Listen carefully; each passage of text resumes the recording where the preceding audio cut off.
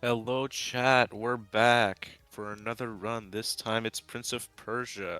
I'm U-Force. I'm going to be hosting this run, and our runner today is Howlin' Mad Mike. Take it away.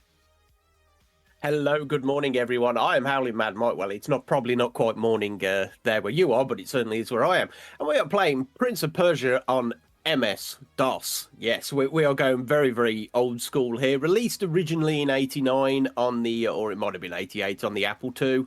Prince of Persia was ported to practically everything afterwards. It was on the Amiga, Atari ST, MS-DOS. Commodore, Amstrad, any system you can think of. It later got enhanced ports to the Super Nintendo and Mega Drive, and of course, you know of the franchise since, and they cancelled Sands of Time. But anyway, and all going well. Not the kind of run I would like to do this early in the morning, usually, because it's a very technical run. Things can go wrong. The game, because of its age, is somewhat clunky. It's very satisfying. The way I would describe Prince of Persia is it's very satisfying when it works, but sometimes it decides not to. But all going well, you are not going to hear this noise too often. But it is a very, very lovely game to look at for given how old it is, predominantly because it was one of the first examples in gaming of rotoscope animation. The chap who made this game actually used his brother. He filmed his brother and traced the animation to try and make the character's movement as realistic as possible. So as I said, for its age, it looks absolutely fantastic. But I'm going to explain level 1 before we start. I know that sounds a little backwards, but there's a point to it because there's a lot of technicalities in level 1. So I can just show it here for a second. In level 1 is essentially what we haven't started time yet, by the way. Level 1 is one massive tutorial. It's basically the game's way of telling you if you can't get past this level, you're not ready for anything that comes after. So what we're going to do is, if you immediately walk right, you have a guy with a sword, and oh no, we don't have a sword, and he just stabs and one shot kills us. So what you're supposed to do is move like about 6 or 7 screens to the left, pick up a sword, come back, fight him, and then you can proceed on through the game. We don't need the sword, thanks to a very elaborate setup that works on pretty much every version of this game. This is a universal trick to the original Prince of Persia. You can actually skip the requirement to get the sword. So it's going to require a particular setup. I have to get my character in a certain position, do a certain couple very, very odd-looking jumps. But all going well, we can do the skip known as sword skip, and it's a very satisfying trick. But we are ready to go, I think, if Tech and everyone is ready, in 5, 4, 3, 2, 1. Let's go. Let's go save the princess. So the first thing I do is restart the game the moment I get into it. That allows me to skip a little musical fanfare. And there we are, we have sword skip. And I also disable music as well, because as we exit the end of level, you do again get a little fanfare, and by doing that you can skip the music, just makes the game faster. Already on to level 2. Now, if you're really, really brave, you can skip a lot of the combat in this game. I am not that brave, and the route that I'm running here is it's a route that I've basically made myself, and it's what I consider a somewhat marathon safe run. This game is anything but marathon safe because it is very, very difficult and punishing. So, and I have to be careful. One of the first things somebody told me when I started playing this game is that you'd be amazed at how little you fight, and that's very true. So for the vast majority of the combat, we're just going to be looking to scuttle past them, stab them once, or at least knock them back, and then proceed on to the next screen. Scary jump here.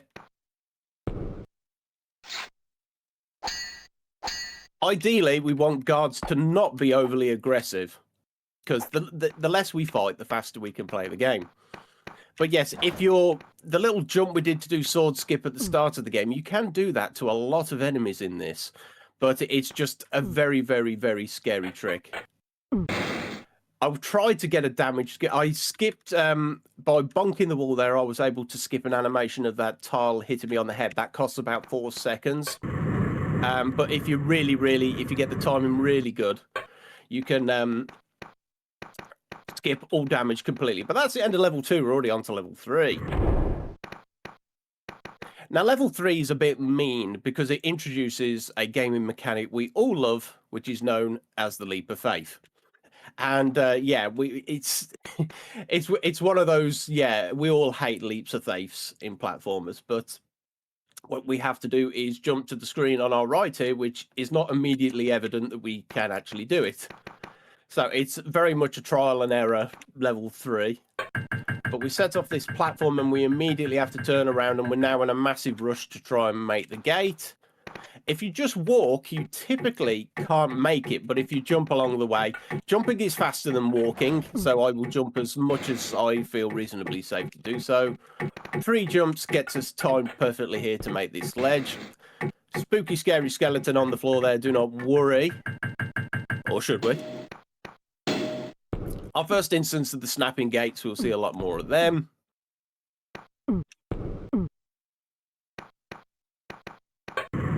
I'll bonk the wall. You can, if you get your positioning really right, do an immediate turn on the platform there. Saves about a second. I didn't get it, but it's quite fiddly timing to do it.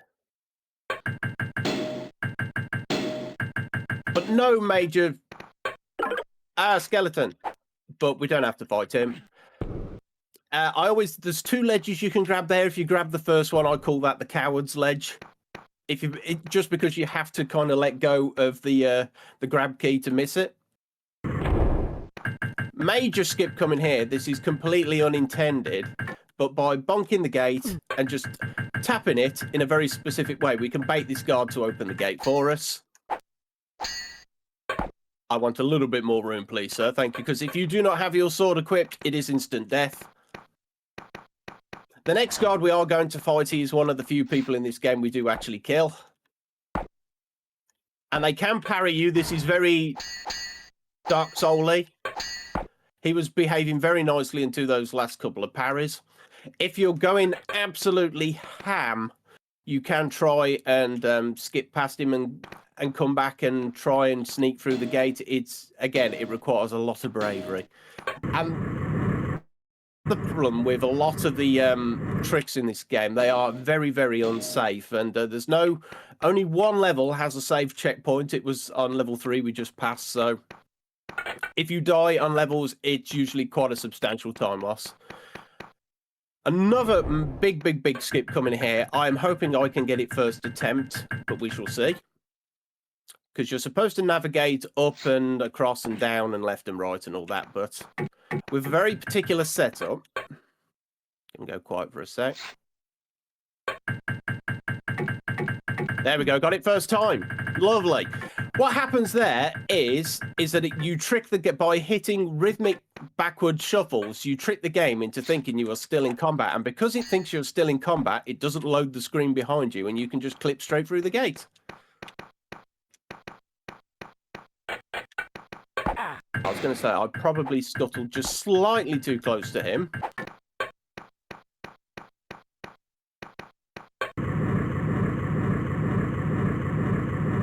I'd like to say that's the really scary part done, but it's not. Level 7 and 8 are the scariest part of this game.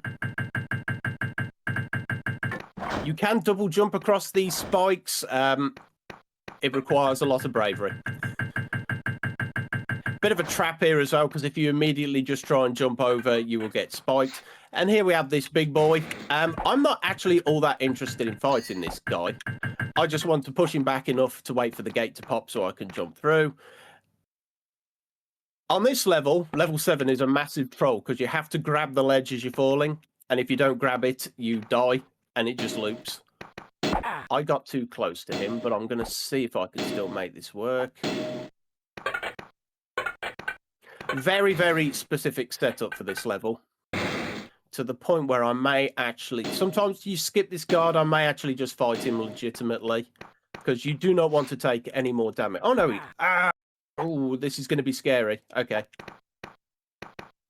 I would chug this regardless because I always want full health because we have a skip coming up here where it dropped an input. I was supposed to start running first. Yes, this game loves dropping inputs, but by doing jumping there, we clip through the floor and we land onto, we skip a massive section. I only have 1 health left. Hopefully this guard will let me scuttle past. He may just, if he swings instantly like that though, yeah. And there we see the loop of level 7. So we've got to do level 7 again. It's, you want at least really 2 health there just in case. I got too close to him again. It's fine though.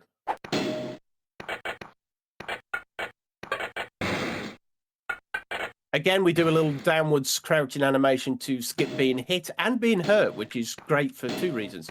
Right, I think we may just fight this guy legitimately. Oh, God, and he's hit me. This is scary again.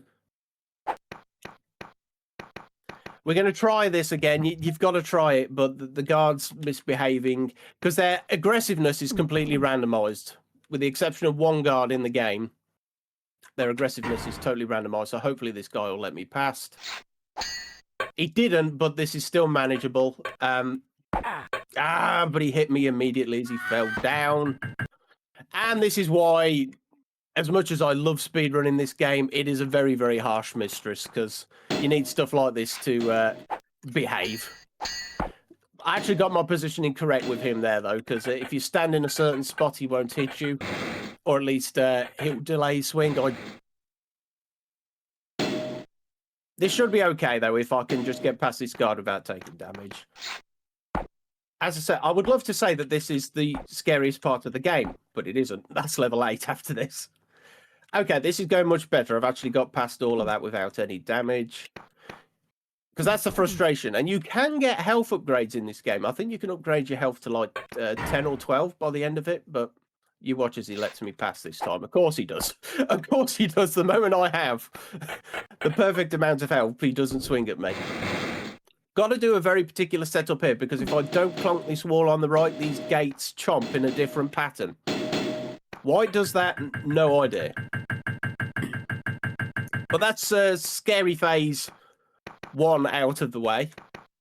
We stand here, we chug this potion, that gives us the power to levitate. Would have been nice if it gave us at the start of the level. I'll do a little leap there, A, because it transitions us down faster, and it just gets us perfectly positioned to land on that pressure pad. And we are through level 7. We are on to level 8. I call level 8 hell. Level 8 is horribly long and very, very difficult. And here is the 1 guard in the entire game who I'm just going to let him slice me, because he is an absolute pain in the backside. The way he fights is not consistent. He's very, like, counter-aggressive. He will never approach you, and he always kind of attacks you, but there we go, off he goes. But that's not the scary part. I would like to say that's the scary part of this level out of the way, but it isn't. And it's not even the first 3/4 of the level. It's like the last quarter that's the terrifying part. But I may go quiet for a second here just so I can get this set up.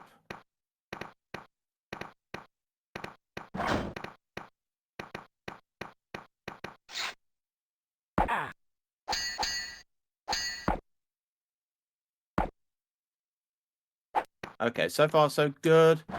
I'm going to be a bit of a sissy and grab this health here.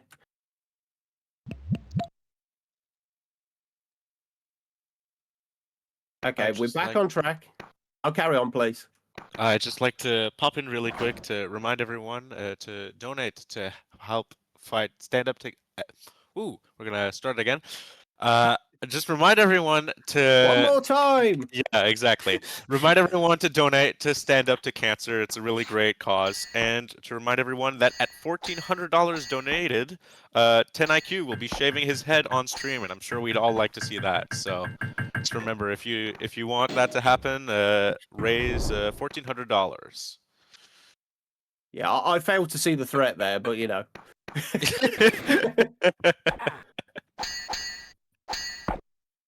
Right, we've got to do that again. Unfortunately, my finger must have accidentally clipped the jump button and it wasn't supposed to, but it's fine. yeah, as I said, my record time for this is about we time it in game time, and some lovely person actually did a live split for this game that works perfectly. So clap to them, because I love automatic live splitters. They're just fantastic when it comes to speedrunning. But you get to see this first part of the level again. Again, I wish I could say this was the really horrible and challenging part out of the way, but it is not. I may actually, just for safety reasons, it gets very frustrating when all they want to do is parry you. There we go. He has died. No sequel for you, sir. But yes, I'll be infinitely happier when this level is done and out of the way. One horrible part of this level is the fact that there is a guard immediately on this screen transition, and he has the habit sometimes of immediately swinging at you. Like he tried to do there. Fortunately, the game actually accepted my parry input, because, yeah, it does not always accept your inputs. Right, I'm going to go quiet for a second here.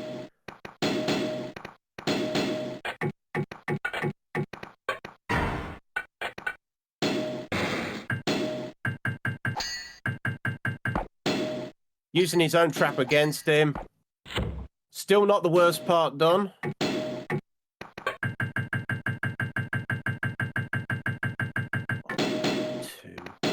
3.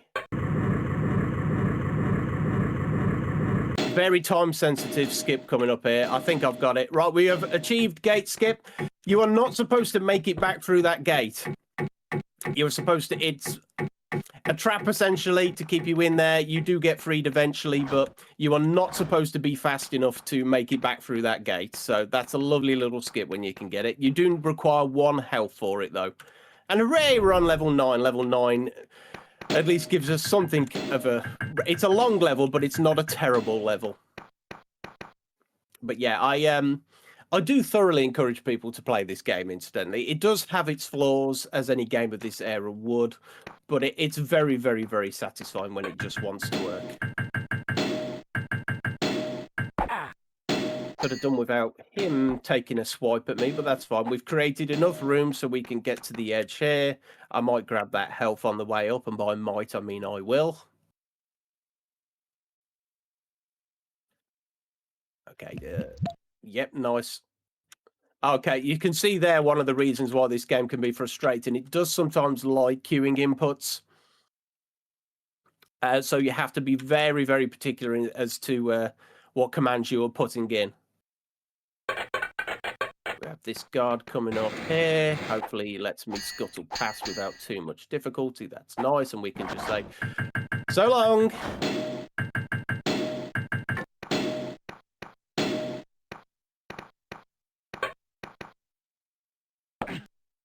I was hoping I was going to grab the bottom ledge there, but that's fine. We have to bonk this ledge down because that activates the exit gate for the level. There is a much, much, much faster way to do this level. The final guard, you can use him to clip you through the final gate. It's a very, very, very inconsistent trick. And that's why I kind of like this route I've created, because it implements a lot of the tricks and a lot of the time saves, but in a far more achievable way.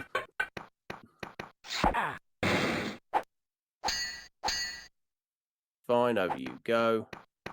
There is a safety health there. I'm going to be brave, really brave, maybe stupid and ignore it.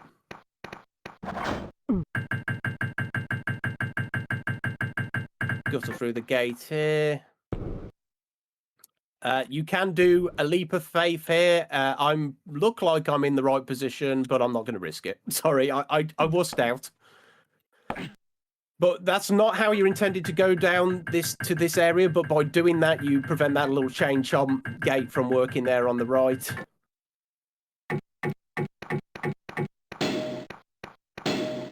One more guard to get past, and then we're done with level 9. If he lets me pass with no damage, that'll be fantastic. I do not like how close he is to me. This is better. And by doing that, I don't know why I've actually climbed down here, but you can actually fall and take the drop damage. Saves a couple seconds. I don't know why I didn't do it. Another big skip coming here on level 10. Level 10's quite short thanks to that skip. He can hit me once because there's some very conveniently placed health. What we're going to do here is a scream wrap. I have to bonk the gate, turn around, do a dip, do a shuffle, and then we do a leap. We grab a ledge that doesn't exist, the game gets confused, and we click through into the screen above us.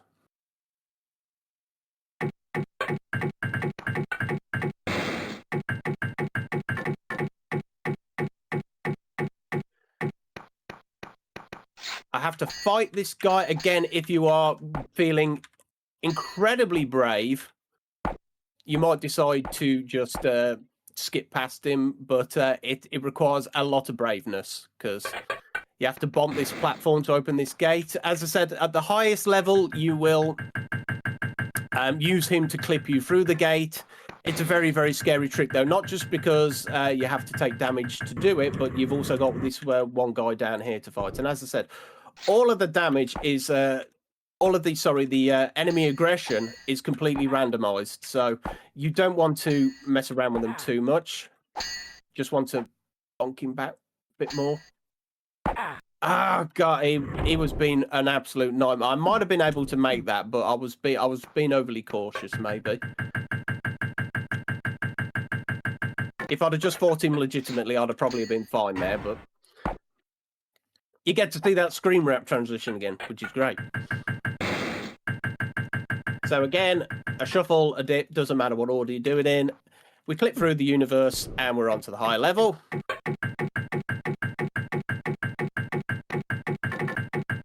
Important to jump as late as you can there just to make sure you can immediately start scuttling up this one. Hey, it's this guy again. Let's fight him. And how much they want to parry you as well is completely random. I would have preferred for you, sir, not to have. It dropped. Oh, it's dropping inputs on me. I'm scared now. This game has the horrible, horrible, horrible, horrible habit of sometimes just taking what you tell it to do and ignoring you completely. I have 1 health. We are in an even more precarious situation than we were the last time, but I'm going to make this work. Do not worry. He says. Because all we want to do with this guard is just shuffle him back.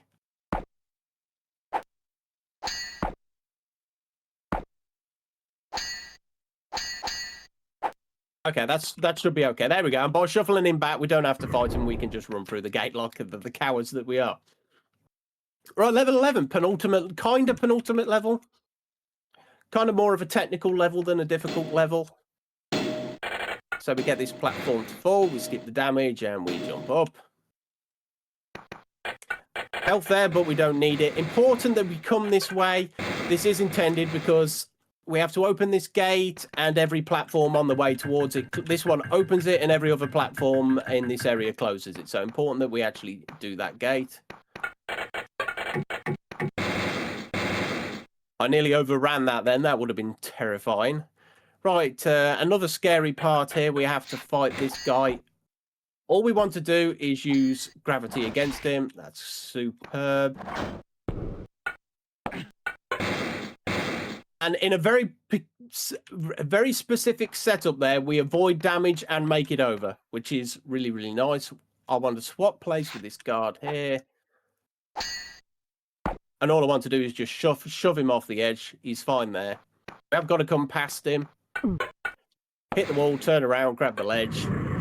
And that's opened the gate for the end of level 11. Because I said fighting guards is scary. If you don't have your sword out, they can one-shot you.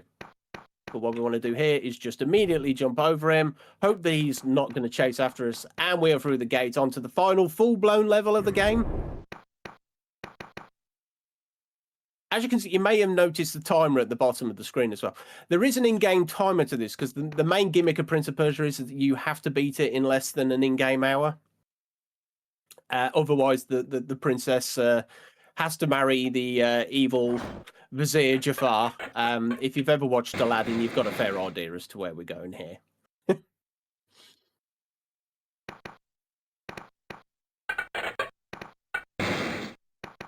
Okay, no, sorry, I was getting a little scared there because I've got Twitch kind of running underneath this, and I saw my body doing something very different to what I was doing.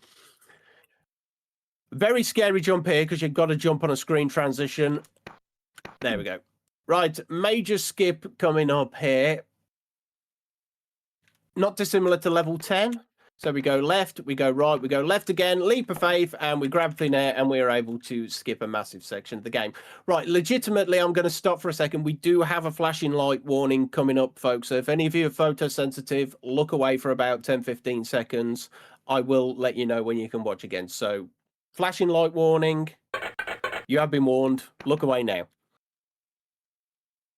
Keep looking away, because there's a sword we never picked up. And here's a doppelganger we briefly saw on... Oh, wow. Okay. Okay, wow. He was odd. Okay, that's one of those, and that's a legit, like, never happened before moment there. So you can look again now. Nothing happened. I don't know what you're talking about. He was not supposed to attack me there. I'm not sure why he did. But that is our, like, doppelganger. He first appeared on level 4 when we jumped through the mirror. I have no reason, and we're supposed to kind of reunite with him. The gimmick of that fight is that if you attack him, you take damage. Except what happened there was that I somehow managed to... He struck me at the moment, because peace is the answer. And what I did there was put my sword away, and he seemed to have stabbed me at the very moment I put my sword away. So we'll try and do that again. That is very, very unlucky on my part, though, because the odds of him actually taking a swing at me there are insanely low. Right, flashing light warning once again, folks. Look away, people. Look away, look away. Oh, we have to pick up the... I don't know if I said this before. We have to pick up the sword there because we never officially picked it up. There we go, right. And you can look again now, people. Flashing light warning is over. But yeah, if you actually legitimately picked up the sword, you don't have to pick it up there. Scary and an annoying part here because these tiles fall randomly from the ceiling. If they hit you, you don't only lose a health, but you lose 4 seconds in the damage animation. But we are coming up to the final boss of the game. This is, strictly speaking, in a speedrun where time would end the moment the final boss is killed.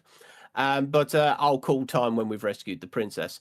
All going well, this works. So there he is. There is Jafar, or Jeffrey as I call him. We fall down. We jump up. There we go. Lovely, lovely, lovely. What you have to do is kind of wait for him to attack you. Hope he doesn't parry you. And as the joke I have invented for that goes, in the name of the Father and the Son and into the Holy Ghost, and that solves the problem for you. So we are coming up on time very shortly, literally just a run to the princess now. So it will be time coming up in 3, 2, 1, time. No, wait, no, I was a second ahead, doesn't matter. And that is Prince of Persia on MS-DOS. As I said, a very, very punishing game because it is not consistent in the slightest, but it is very, very, very satisfying when it all comes together and works nicely. As I said, my PB for that game, in-game time is... Unfortunately, actually, we can find out how well that stacked up against my other runs. I know that's nowhere even close to a PB. That's probably about 3 or 4 minutes off. But the game does give you an in-game timer. Because obviously we're running against the clock. So once we get past this end transition screen, it should tell me how quickly I did it. So let's find out. I'm going to say 2042. Go on, game, transition.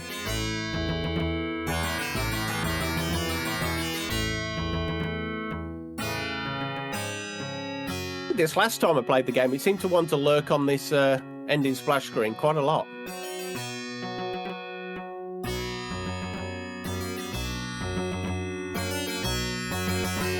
It is supposed to bring up times. I'm just going to give it another few minutes just to see if it does. Well, not a few minutes, another 20 seconds, shall we say.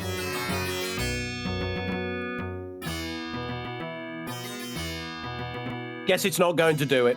Doesn't matter. What was my? Given that I did that, tech hasn't hit time, by the way, but it doesn't matter. Given that I did that probably around 24 IGT, 24 RTA, that was probably, as I said, probably about a 21 minute run. But that was Prince of Persia. I am Howling Mad Mike, and if you want to learn this game, there are loads of resources online. There is this one guy on YouTube who has done lots of tutorial videos on some of the biggest speedrunning skips in this game, and they are very, very useful. And the game is obviously very old, so there are your means and ways of achieving a copy. And run it through DOSBox. DOSBox can be a little intimidating, but once you learn how to work it, is it actually going to show me now? No, it's just punting me back to the title screen. That's fine. Thanks for not telling me how slow I was, game. But yeah, you can play this on DOSBox. The only thing I would suggest if you are going to learn this game is to keep, as you're learning the tricks initially, particularly sword skip. Learning the timing is very useful if you set the cycles quite low, maybe as low as even like 500 or 1,000. It will make the game run like treacle, but it's important to learn the timings and things like that. But yeah, as I said, I thoroughly encourage anyone to just have a casual playthrough of this game. It is a very, very satisfying experience and frustrating when it wants to work. This is the OG of Dark Souls. But yeah, I've been Howling Mad Mike. You can find me occasionally on Twitch if on the off chance that I am streaming. But yeah, host, take us into the break. All right, thanks a lot, Howling Mad Mike. Beautiful run. And now we're going to be taking a break. Next run will be Midnight Mayhem by Event Staff. I will be signing off. If you want to keep watching, you'll get a new host for the next run. But I hope you keep enjoying this stream and continue to fight against cancer.